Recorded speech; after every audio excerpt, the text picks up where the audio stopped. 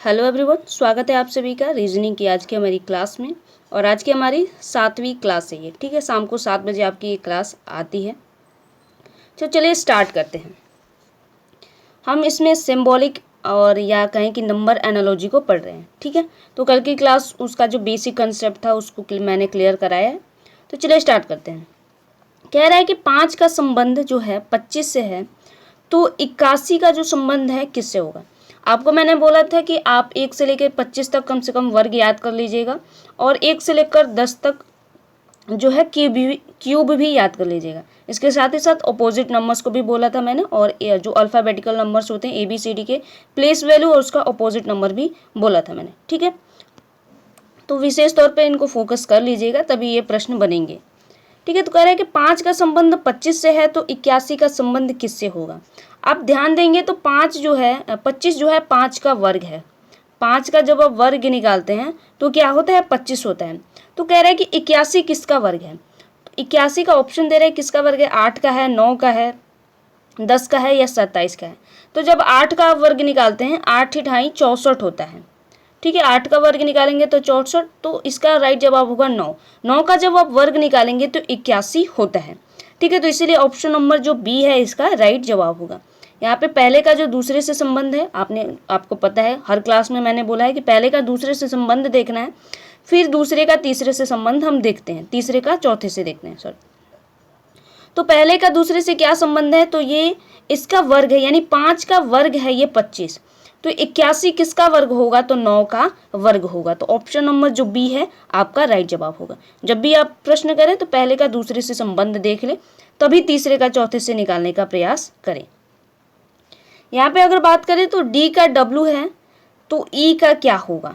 यहाँ पे अगर डी और ई के बीच आप संबंध को समझने की कोशिश करें तो आप ध्यान देंगे कि अगर मान लीजिए इसकी प्लेस वैल्यू आप निकाल रहे हैं, समझ रहे हैं कि प्लेस वैल्यू के आधार पर देखें तो 4 होता है, और जो W होता है D का 4 होता है और W का जो होता है 23 होता है, ठीक है। तो अगर बात करें इसका प्लेस वैल्यू से तो कोई मैच नहीं हो रहा है, यानी ये क्या है, अपोजिट नंबर्स। अब देखेंगे हम अपोजिट नंबर्स देखेंगे, यानी विपरीत जो विपरीत अक्षर आते हैं इसके अपोजिट जो होते हैं, यानी D का होता है, D का W होता है, यानी दूध वाला होता है। तो E का क्या होगा, E का X होगा, C होगा, V होगा, या B होगा या V होगा। तो अगर आपको अपोजिट नंबर्स याद हैं तो आपको पता होगा कि E का एव होता है, एव। तुम में क्या एव है, ऐसे करके हम याद करते हैं, ये ट्रिक होती है याद करने की। तो एव यानी E का V अपोजिट नंबर होता है, एव करके हम इसको याद करते हैं, ठीक है। हालांकि मैंने बोला था कि मैं आपको लिखवा दूंगी कि कैसे आपको याद करना है, हालांकि मैंने यहाँ पे टाइप करवाना भूल गई हूँ मैं, ठीक है। तो कोई बात नहीं, मैं अगली क्लास में इसको करा दूंगी, और जितना होगा मैं क्या करूँगी, लिख के वहाँ पे यहाँ पे टाइप करवा दूंगी। और क्या करिएगा आपकी कल की क्लास में क्या करिएगा, उसका स्क्रीनशॉट ले लीजिएगा, उसको याद कर लीजिएगा, ठीक है। क्योंकि लंबा होता है कंसेप्ट वो, तो सारी चीज़ें मैं आपको यहाँ पे नहीं बता पाऊंगी, क्योंकि मैंने टाइप कराना, मैंने उसको बोला ही नहीं कि टाइप करने के लिए, ठीक है। तो E का जो अपोजिट नंबर है, D का जो अपोजिट नंबर है W है, तो E का जो अपोजिट नंबर होगा वो ऑप्शन नंबर D होगा, V। E का जो अपोजिट नंबर होता है वो V होता है, जिसको एव हम बोलते हैं, ठीक है। D का W होगा यानी दूध वाला, D का W यानी दूध वाला, ऐसे करके याद रखिएगा। और E का जो V होगा, E का V होगा यानी एव बोलते हैं, एव। तुम में क्या एव है, यानी जो अवगुण होता है ना उसको एव बोलते हैं हम, ठीक है। तो इसका जो राइट जवाब होगा डी, इसका राइट जवाब होगा, क्योंकि ये अपोजिट नंबर पूछ रहा है। पहले क्या होता है कि हम प्लेस वैल्यू इसका यानी क्या स्थान है ये देख सकते हैं, या सीरीज तो नहीं चल रही है, तो ये सारी चीज़ें हमें देखना पड़ता है। जब आपको चीज़ें याद रहेंगी तो आपको ऐसे ही पता चल गया। डी देखा मैंने, तो डी का डब्ल्यू होता है दूध वाला, ठीक है। तो ये डायरेक्ट मेरे को हिंट कर गया कि ये अपोजिट नंबर चल रहा है। तो ऐसी ही चीज़ें जब आप प्रैक्टिस करेंगे और चीज़ों को याद रखेंगे कि अपोजिट नंबर्स पे क्या आता है, सीरीज तो नहीं चल रही है, या उसकी प्लेस वैल्यू तो नहीं चल रही है, तो ये जो क्वेश्चंस होते हैं उनको सॉल्व करना इजी होगा है।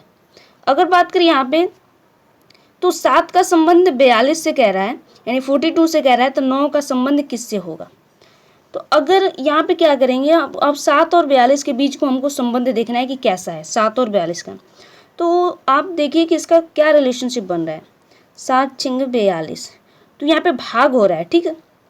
जब हम 42 में 7 से भाग देंगे तो 6 आएगा, यानी 6, ठीक है। तो अब 9 का जब 6 से करेंगे आप गुना, 9 का 6 से करेंगे, 9 इंटू 6 तो 9 छक्के 63 होता है, 9 छक्के 63 होते हैं। यानी ऑप्शन नंबर जो ए होगा इसका राइट जवाब होगा। यानी 7 का गुणा आप 6 से करेंगे, क्योंकि भाग करके देखा हमने तो 7 का 6 से गुणा हो रहा है तभी 42 आ रहा है। तो 9 का भी 6 से गुणा किया जाएगा, 9 का भी 6 से गुणा किया जाएगा, तभी क्या होगा 63 आएगा। तो ऑप्शन नंबर जो ए है इसका राइट जवाब है। तो इस तरह से आप जैसे आपने देखा था कि क्लास में कि गुना, भाग, जोड़, घटाव, वर्गमूल और घनमूल, तीन ये 4-5 तरीके से क्या होता है कि जो एनालॉजी है तो मैथमेटिकल एनालॉजी जो होती है उसके क्वेश्चंस को सॉल्व किया जाता है। ठीक है, तो यहाँ पे क्या हो रहा है कि भाग हो रहा है। तो जब 42 का हम 7 से भाग करेंगे तो 6 होगा, यानी 6 का गुणा किया जा रहा है, 7 में 6 का गुणा किया जा रहा है। तो अगली जो संख्या होगी 9 का गुणा अगर 6 से करेंगे तो 63 होगा। ठीक है,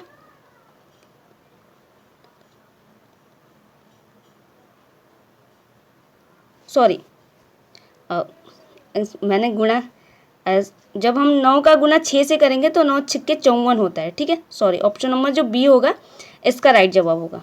ओके, और मेरे को कन्फ्यूज़न हो गया था थोड़ा, मैंने मल्टीप्लाई दूसरा कर दिया था। ठीक है, तो यहाँ पे जो 9 का जब आप 6 से करेंगे तो ये 9 छक्के 54 होता है। ठीक है, 9 छक्के जो होगा 54, इसका राइट जवाब होगा ऑप्शन नंबर बी, 9 के 63।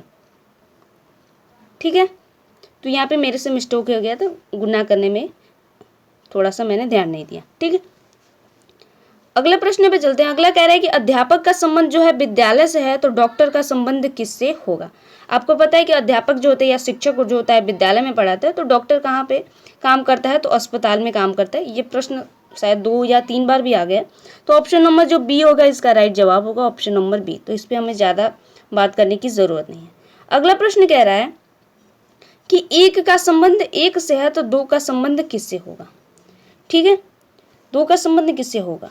तो अगर यहाँ पे ऑप्शन बनाने वाले ने थोड़ा सा गलती कर दिया, अगर यहाँ पे 2 दिया होता तो आप पक्का जो है, मुझे अनुमान है कि 100% 99% लोग क्या करते कि 2 वाले ऑप्शन को राइट करके जाते। अगर यहाँ पे इस ऑप्शन में, चारों ऑप्शन में 2 दिया होता तो, क्योंकि आपने बिना लॉजिक लगाए इसको आंसर आप पटाख से दे देते कि 1 का संबंध 1 से है तो 2 का संबंध 2 से होगा। यहाँ पे 1 का संबंध 1 से कैसे हुआ है ये पहले आपको जानना होगा। जब आप 1 का वर्ग करेंगे तो क्या आता है, 1 आता है। ठीक है, 1 का जब आप वर्ग करेंगे तो क्या आएगा, 1 आएगा। तो इसी प्रकार जब आप 2 का वर्ग करेंगे तो क्या आएगा, 4 आएगा। तो इसका राइट जवाब जो होगा ऑप्शन नंबर बी इसका राइट जवाब होगा। 2 का जब हम वर्ग करते हैं तो क्या आता है, 4 आता है। तो ऑप्शन नंबर जो बी है इसका राइट जवाब। 1 का वर्ग किया गया है। ठीक है, 1 का वर्ग किया गया है। जब 1 का गुना आप 1 से करते हैं तो क्या आता है, 1 ही आता है। और 2 का जब गुना 2 से करेंगे तो क्या आता है, 4 आता है। तो इसमें ये जो लॉजिक लगा है इस प्रश्न में वो क्या लगा है कि गुने का वर्ग का लॉजिक लगा है। तो ऑप्शन नंबर जो बी होगा आपका राइट जवाब होगा। अगला प्रश्न कह रहा है कि सी का संबंध 3 से है तो जी का संबंध किससे होगा। ठीक है, अगर आप थोड़ा सा ध्यान दें तो ये प्लेस वैल्यू की बात कर रहा है। यानी सी जो है अल्फ़ाबेटिकल नंबर्स में ए बी सी जो है वो 3rd नंबर पे आता है, तीसरे नंबर पे आता है। तो जी कौन से नंबर पे आता है। तो अगर आपको जो प्लेस वैल्यू याद है तो आप फटाक से बता देंगे कि इसका जो राइट जवाब होगा ऑप्शन नंबर बी होगा। जी जो है 7 पे आता है। ठीक है, जी जो है 7वें नंबर पे आता है। और एच जो है 8वें नंबर पे आता है। एच को ऐसे बनाइए और ऐसे करके 8 बना लीजिए। तो आप इसको ऐसे करके भी याद कर सकते हैं। जैसे एच बनाया, अब इसमें को क्या किया हमने, ऐसे कर दिया, दोनों पॉइंट को मैच कर दिया तो ये क्या हो गया, 8 बन गया। तो एच को 8 पे आता है। आई जो होता है वो 9 पे आता है। ठीक है, आई 9 पे आता है और जे जो होता है वो 10 पे आता है। तो ऐसे याद कर सकते हैं। के 11 पे आता है, के 11 पे आता है। तो अब क्या समझ सकते हैं कि ये जो 2 डंडी निकली है ना, 2 डंडी, इसको 11 मान लीजिए। और वी जो होता है ना, वी यहाँ पे वी जो होता है वो 22 पे होता है। ठीक है, तो ऐसे याद कर सकते हैं। वी जो होता है 22, यानी 2 डंडी इसमें भी है। लेकिन के लिए क्या है, 2 डंडी है ऐसे और 1 है, तो इसको 11 मानेंगे। वी में ऐसे 2 दिखाया गया, ऐसे दिखाया गया, तो इसको 22 मान लेंगे। ठीक है, और 23 क्या होता है, डब्लू, ये उल्टा होता है। तो यहाँ पे 2 लिख देंगे इसको, तो ये क्या हो गया कि 23 हो जाएगा। यानी ऐसे डब्लू बनाएंगे आप, उल्टा डब्लू बनाएंगे तो क्या होगा, 23 बन जाएगा। ठीक है, तो ऐसे करके आप अपोजिट नंबर्स को याद कर, जो प्लेस वैल्यू है इसको ऐसे करके आप याद कर सकते हैं। ठीक है, आपको थोड़ा सा दिमाग अपने स्तर पर लगाना होगा कि आपको कैसी चीज़ें याद होती हैं। ठीक है, तो जो इसका राइट जवाब होगा ऑप्शन नंबर बी होगा। जी जो होता है 7 पे आता है, प्लेस वैल्यू इसका 7 है। अगला प्रश्न कह रहा है कि गिटार का संबंध तार से है तो ड्रम का संबंध किससे है। आपको पता है जो गिटार का जो मेन पार्ट होता है, मेन पार्ट जो बजता है, जो इस पर उंगली फेरने से बजता है, वो क्या होती है, तार होती है। तो ड्रम का मेन पार्ट क्या होगा, स्टिक होगा, झिल्ली होगी, लकड़ी होगी या धुलाई होगी। तो आपने देखा होगा कि ये जो ड्रम होता है, ऐसे ड्रम जो होता है ना जिसपे बजाते हैं, स्टिक से जो बजाया जाता है, तो उससे क्या होता है, ये जो गोल जो पर्दा लगा होता है या झिल्ली जो लगी होती है जिसको बोलते हैं, तो इसका राइट जवाब होगा झिल्ली। ठीक है, जो व्हाइट कलर की झिल्ली होती है जिसपे जब लकड़ी से या स्टिक से बजाया जाता है, हाथों से बजाया जाता है, जो वो बजाते हैं ड्रम, तो उससे आवाज़ निकलती है। ठीक है, तो जैसे तार पे जो गिटार का तार होता है उस पर उंगली फेरी जाती है तो साउंड निकलता है, उसी तरह ड्रम की जो झिल्ली होती है उससे साउंड निकलती है। तो ऑप्शन नंबर जो बी होगा इसका राइट जवाब होगा। ड्रम का जो संबंध है वो झिल्ली से होता है, इसका जो मेन पार्ट होता है वो, जैसे गिटार का मेन पार्ट क्या होता है, उसके तार होते हैं, उसी से तो साउंड निकलता है। तो ड्रम से भी साउंड कहाँ से निकलता है, उसकी झिल्ली से निकलता है। ठीक है, तो ऑप्शन नंबर जो बी है इसका राइट जवाब होगा। अगला प्रश्न कह रहा है कि 13 का संबंध 169 से है तो 15 का संबंध किससे होगा। अब यहाँ पे आप थोड़ा सा ध्यान देंगे, अगर थोड़ा सा अगर फोकस करेंगे तो आप इसका राइट जवाब विद इन अ सेकेंड ढूंढ लेंगे। अगर इन दोनों के बीच आप रिलेशनशिप देखें तो 13 का वर्ग होता है 169। 13 का जो वर्ग करेंगे आप, 13 गुना 13 तो 169 आता है। यानी हमें अगली जो संख्या है 15 का वर्ग अगर करना है, तो अगर आपको 15 का वर्ग याद है तो आप डायरेक्ट जा सकते हैं, 1 सेकेंड में आपको आंसर मिल जाएगा कि इसका जो राइट जवाब होगा 225 होगा। ठीक है, तो 15 का जो वर्ग होता है वो 225 होता है। अदरवाइज आपको 15 गुना 15 करके या 15 का वर्ग निकाल के, जो भी आपको जैसे भी आपको पता है कि वर्ग कैसे निकाला जाता है, तो उस तरीके से आपको जाना पड़ेगा। तो इसलिए बताया जाता है कि कम से कम आप 1 से लेकर 25 तक का वर्ग याद रखेंगे तो आप डायरेक्ट क्या करेंगे कि निकाल लेंगे। देखते ही क्वेश्चन को कि हाँ वर्ग हो रहा है, गुना हो रहा है, भाग हो रहा है, क्या हो रहा है, आप समझ जाएंगे। जैसे मैंने देखा यहाँ पे कि जो है पहला जो है 13 का वर्ग क्या है 169 होता है, तो यहाँ पे 13 दिया और 169 दिया, यानी 13 का वर्ग हो रहा है। तो ऐसे ही 15 का वर्ग क्या होगा 225 होगा। तो ऑप्शन नंबर जो ए है आपका इसका राइट जवाब होगा। तो इस तरह से आप याद रखेंगे तो 1 सेकंड में आप क्या करेंगे, क्वेश्चन को हल करते हुए आगे बढ़ जाएंगे। ठीक है, यहाँ पे नदी की बात करें, नदी का संबंध जल से है तो पर्वत का संबंध किससे होगा। नदी में क्या है, नदी जो बनी होती है वो किससे बनी होती है, अगर इसका कंसेप्ट देखें तो नदी क्या होती है, जल से बनी होती है। ठीक है, नदी जो है जल से बनी होती है, तो पर्वत किससे बना होगा, हवा से, पत्थर से, घास से, मिट्टी से। तो आपको पता है कि ऑब्वियस बात है जो पर्वत बनता है वो पत्थर से बनता है। तो ये फॉर्मेशन की बात कर रहा है कि इन दोनों के बीच कैसा फॉर्मेशन है, यानी इसका निर्माण कैसे हुआ है। नदी का निर्माण जल से हुआ है तो पर्वत का निर्माण किससे हुआ है, तो पत्थर से हुआ है। तो ऑप्शन नंबर जो बी है आपका राइट जवाब होगा। ठीक है, तो आई होप आपको कंसेप्ट समझ में आ रहे होंगे। अगला प्रश्न कह रहा है और अंतिम प्रश्न है आज का हमारा, 4 का संबंध 64 से है तो 5 का संबंध किससे होगा। ठीक है, 4 का संबंध 64 से है तो 5 का संबंध किससे होगा। तो मैंने आपको बोला था अगर आपको थोड़ा सा भी जो अगर याद है तो आप देखेंगे कि 4 का जो क्यूब होता है, 4 का जो क्यूब होता है वो क्या होता है, 64 होता है। 4 गुने 4 गुने 4 जब आप करते हैं, 4 चौका 16 और 16 चौका 64, यानी इसका क्यूब बन रहा है। तो 5 का क्यूब क्या होगा, तो 5 का जो अगर आपको याद है क्यूब तो आप बता सकेंगे कि 125 इसका राइट जवाब होगा। ठीक है, तो आपको कंसेप्ट समझना पड़ेगा कि पहले का दूसरे से क्या संबंध बन रहा है। तो मैंने जैसे ही 64 देखा तो मुझे अंदाजा लग गया कि ये 4 का क्यूब बन रहा है। तो ऐसे ही जो अगली संख्या होगी वो 5 का क्यूब होगी, यानी ऑप्शन नंबर जो ए होगा इसका राइट जवाब होगा। मैं आपसे फिर कह रही हूँ कि 1 से लेकर कम से कम 25 तक के वर्ग याद कर लीजिएगा और 1 से लेकर कम से कम 10 तक के क्यूब भी आप याद कर लेंगे। ठीक है, क्यूब और वर्ग से जो क्वेश्चन आएंगे बहुत ही आसान होते हैं।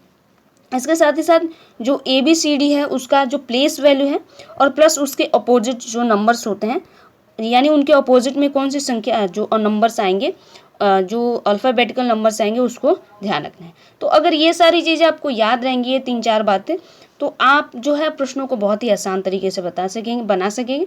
ठीक है, और जो नंबर आप अनुमानता आप लगा के आंकड़ा चल रहे हैं उससे ज़्यादा ही प्रश्न आपके सही होंगे। ठीक है, आप कम से कम 9 में से जो है 8 प्रश्न तो कर ही जाएंगे, मेरा अनुमान है, अगर आप जो मेन चीज़ें उस पर फोकस करेंगे तो। ठीक है, तो इतना मुझे लगता है कि आप निकाल सकते हैं। अगर थोड़ा सा मेहनत करें तो 8 नंबर आपके कहीं नहीं गए।